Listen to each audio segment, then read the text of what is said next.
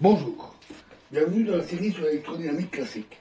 Nous continuons sur le rayonnement et nous passons maintenant au moment quadripolaire électrique. Alors, une intégration par partie plus quelques manipulations permettent de transformer l'intégrale sur le terme symétrique qu'on a obtenu par décomposition dans l'intégrant du potentiel vecteur en 1 demi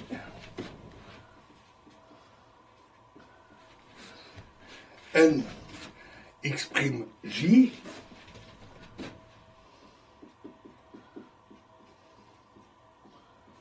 plus n j x'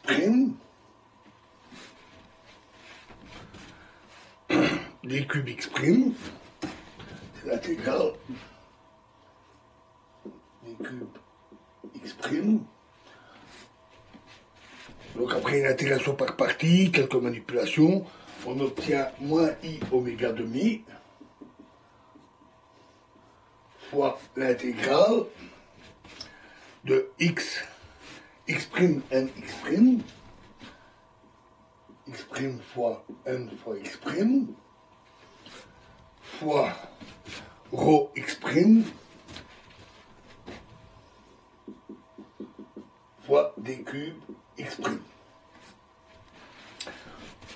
Où on a utilisé l'équation de continuité pour remplacer Nabla-J par I oméga rho. Cette intégrale mettant en jeu des moments d'ordre 2 de la densité de charge, le terme symétrique correspond à une source quadripolaire électrique. Le potentiel vecteur est alors A de x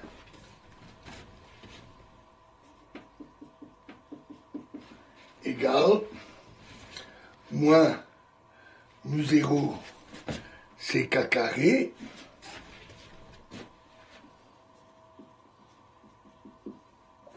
sur 8pi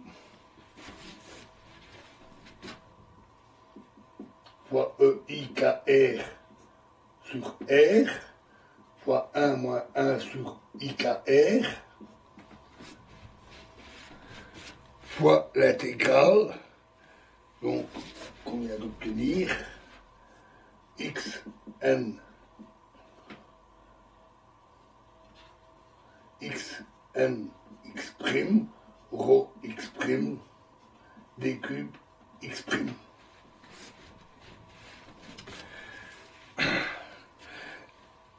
À partir du potentiel vecteur, on peut déterminer les champs, mais les champs sont relativement compliqués à écrire dans leur intégralité, ce ne serait pas très parlant. Nous nous limiterons ici à leur expression dans la zone radiative. Donc je donne le résultat. On a alors que H est égal à IKM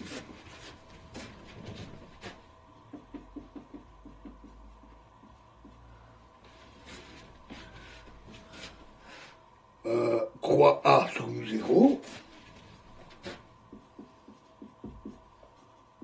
et E est égal à IKZ0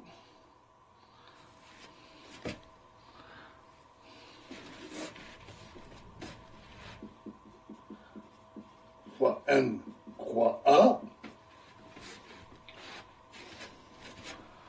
sur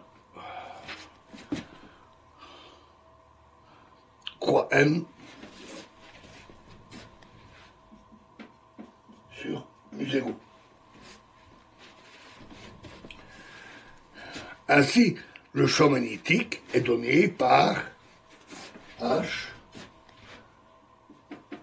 égale moins IC K cube sur 8pi fois EIKR sur R fois l'intégrale de n croix x'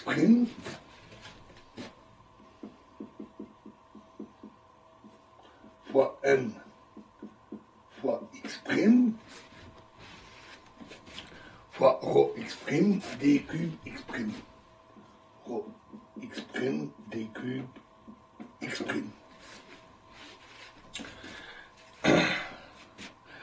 En vertu de la définition du tenseur moment quadripolaire qu'on avait vu, Q alpha bêta est donné par l'intégrale de 3x0 x bêta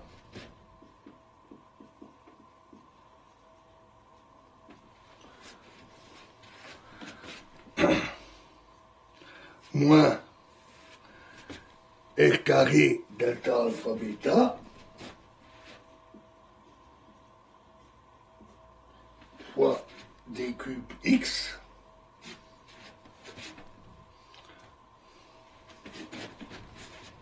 fois rho x d'abord, fois rho x d cube x. L'intégrale pour le champ magnétique peut alors s'écrire n croix intégrale x' fois nx' rho x' d cube x' est égal à 1/3 n croix q de m, où le vecteur q de n a pour composante q alpha est égal à la somme sur bêta de q alpha bêta n bêta. Alors, remarquons qu'il dépend en grandeur et en direction de la direction d'observation et des propriétés de la source. Avec ces définitions, l'induction magnétique s'écrit alors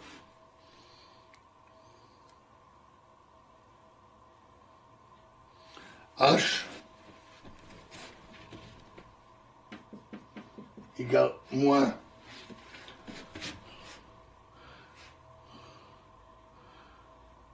mu0 k cube sur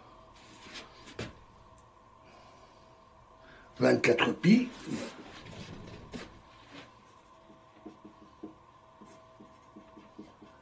mu0 k cube sur 24 pi fois EIKR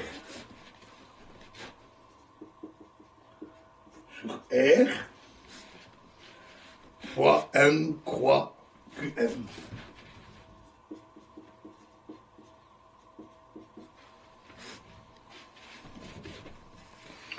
Et la moyenne temporelle de la puissance rayonnée par unité d'angle solide devient dp sur d oméga est égal à c carré z0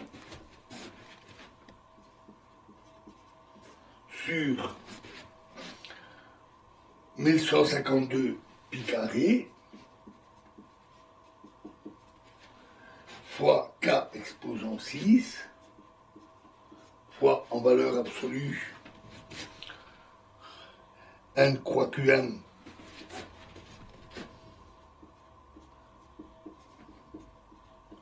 croix n au carré.